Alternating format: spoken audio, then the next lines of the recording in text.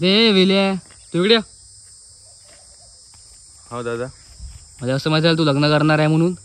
हो दादा मी लग्न करणार आहो. अबे पण तू तर संन्यास घेतो म्हणे ना. हो दादा मी संन्यासच घेणार होतो, पण कसं आहे ना दादा, जगाचा पण विचार करायला लागते, लोकांचा पण विचार करायला लागते ना. फक्त एकट्याचा विचार करून नाही जमत. कसं आहे ना दादा, जिच्यासोबत मला लग्न व्हायचं आहे ते तर बिन लग्नाची राहून जाईन ना. अबे पण तू याच्यानं थोडी अडणार आहे बे. दुसरं लग्न करण.